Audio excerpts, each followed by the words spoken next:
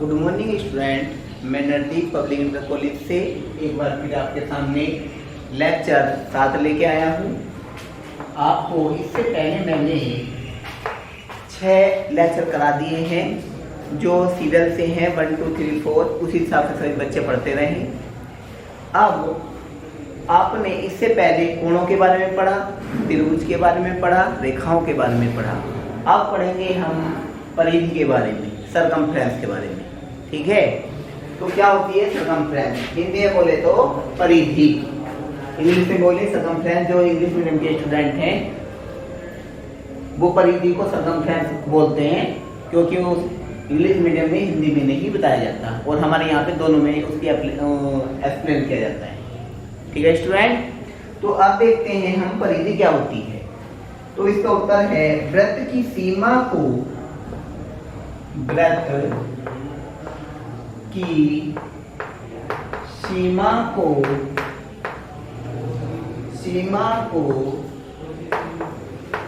स्पष्ट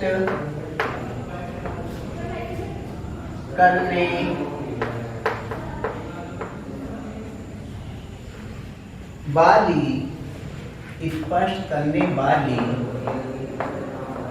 वक्र, बाकी तो सर जानते हैं कर्व्ड लाइन, टेढ़ी मेढ़ी रेखाएं जो एक भी स्थान पर सीधी ना हो वो वक्र रेखाएं कहलाती है।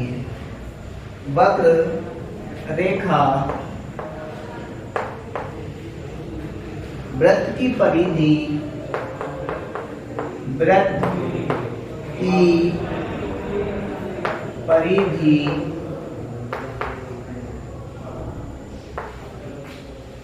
कहलाती है।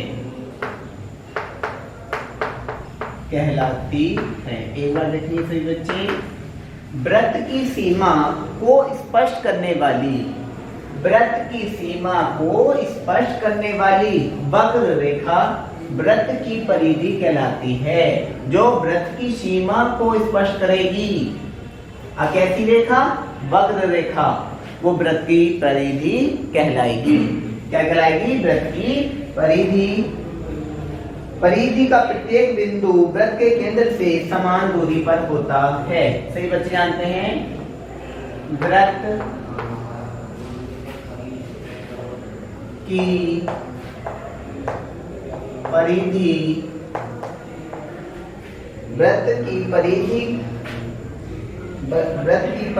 का प्रत्येक बिंदु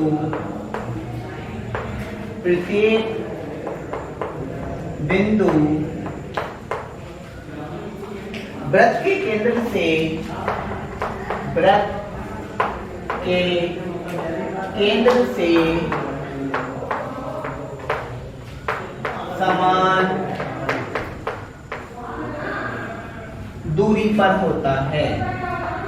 समान दूरी पर होता है।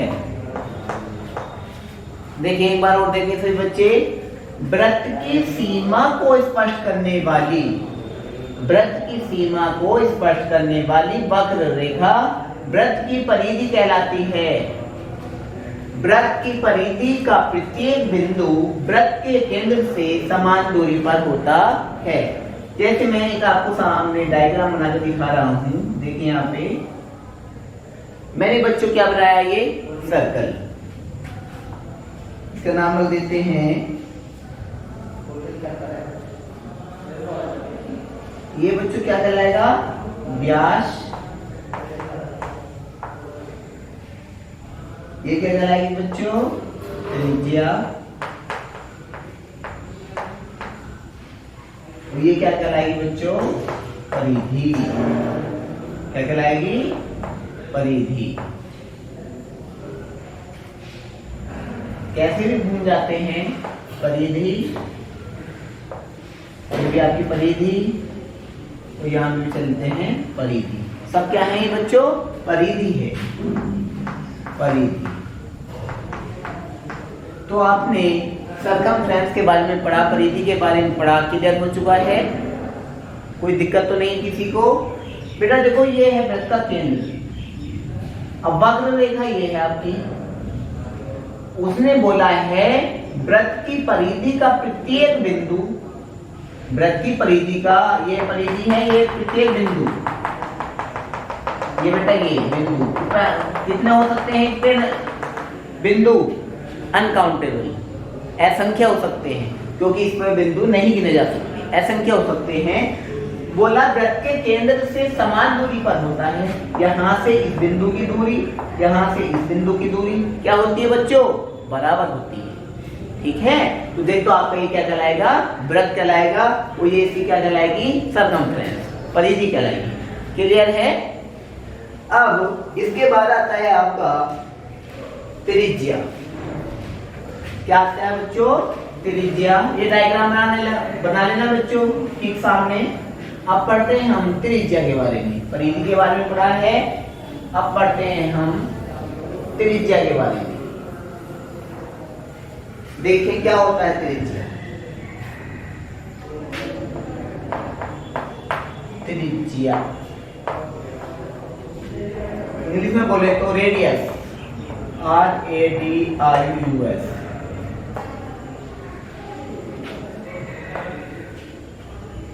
वृत्त के केंद्र से परिधि के किसी बिंदु तक खींची गई रेखा, वृत्त के केंद्र से, समझ रहे हैं बच्चों? वृत्त के केंद्र से, वृत्त के केंद्र से वृत्त की परिधि तक, वृत्त की परिधि तक, परिधि तक खींची गई रेखा क्या कहलाती है? त्रिज्या कहलाती है। क्या कहलाती है? त्रिज्या। बोले तो रेडियस, रेडियस त्रिज्या कहलाती है।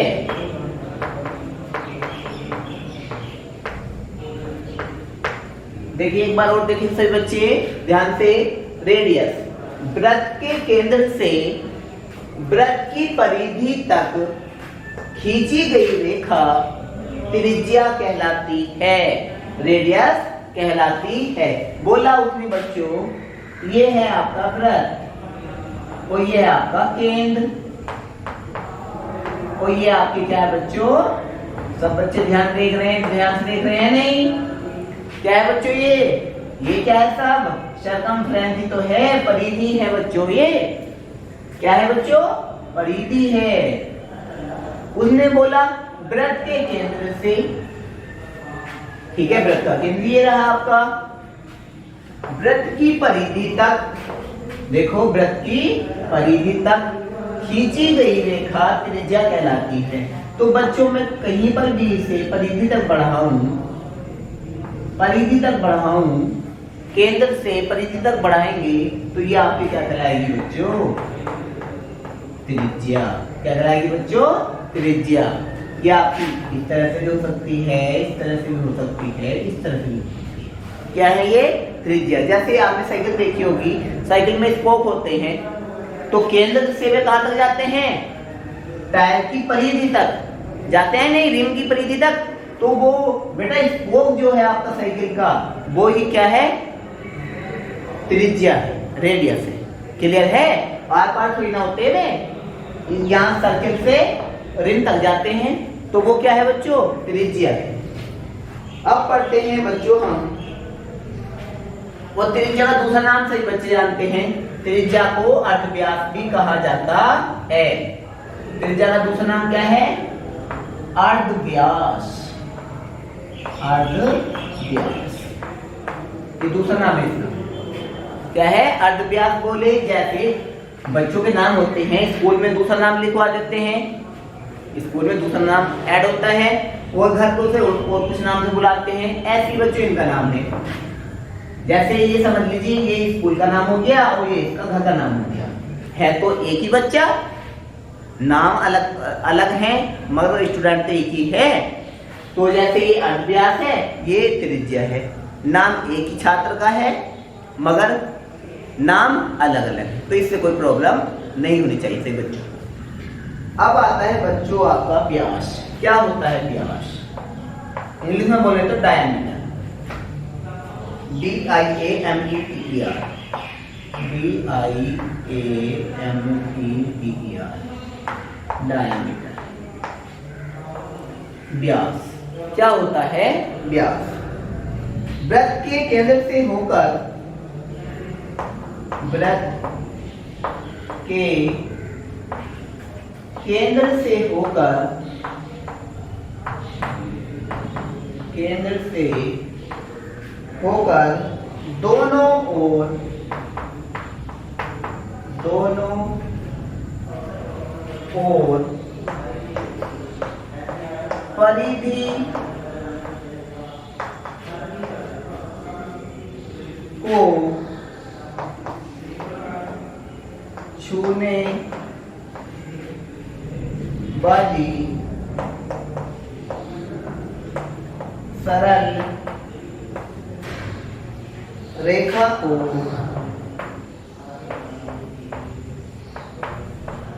व्यास कहा जाता है।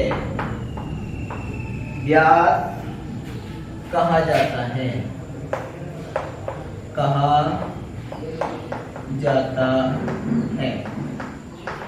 ध्यानपूर्वक देखेंगे से बच्चे, वृत्त के केंद्र से, ये देखो आपका वृत्त, वृत्त का केंद्र,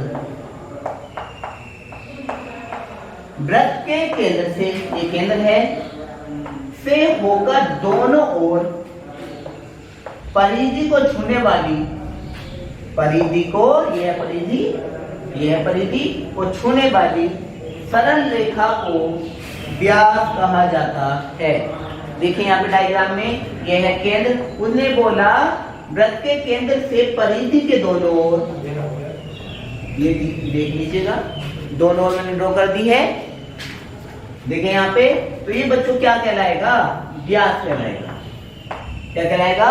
व्यास, क्योंकि उसने बोला है वृत्त के केंद्र से होकर दोनों ओर परिधि को छूने वाली सरल रेखा को व्यास कहा जाता है। तो देखो बच्चों, वृत्त का केंद्र ये है, परिधि के दोनों ओर बढ़ा रहे हैं हम परिधि तक। देखो इधर भी परिधि तक बढ़ाया हमने, ये परिधि तो है आपकी सरकमफ्रेंस, ये भी परिधि है नहीं परिधि? तो ये बेटा क्या हुआ? डायमीटर हुआ। क्या हुआ? ये डायमीटर हुआ, सरकमफ्रेंस हुआ। तो आपका व्यास तो कंप्लीट हो गया है। अब हम पढ़ेंगे अर्धवृत्त के बारे में।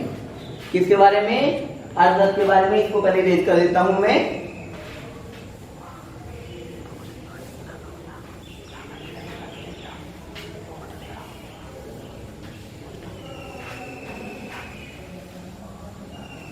अब देखें क्या होता है अर्धवृत्त।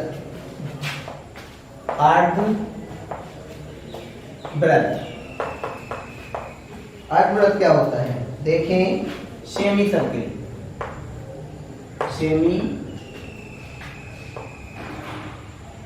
सर्किल, CIRCL, सेमी सर्किल, अर्धवृत्त। अर्धवृत्त व्यास द्वारा दो समान भागों में विभक्त करना वृत्त का प्रत्येक भाग अर्धवृत्त कहलाता है। उसने बोला है व्यास द्वारा, डायमीटर द्वारा मतलब व्यास द्वारा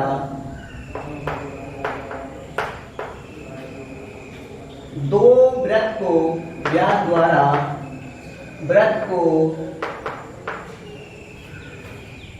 व्यास द्वारा वृत्त को दो बराबर भागों में, दो बराबर भागों में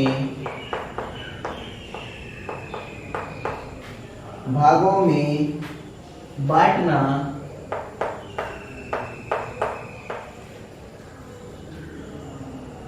बोला उसने व्यास द्वारा वृत्त को दो बराबर भागों में बांटना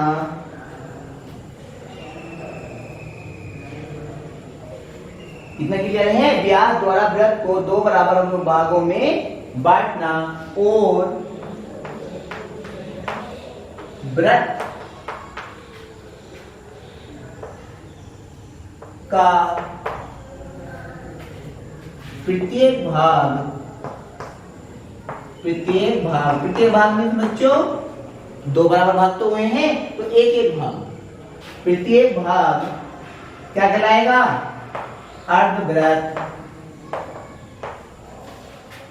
कहलाता है,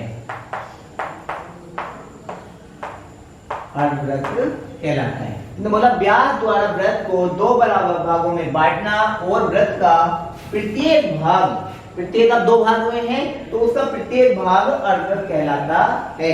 इसका डायग्राम देख लीजिएगा,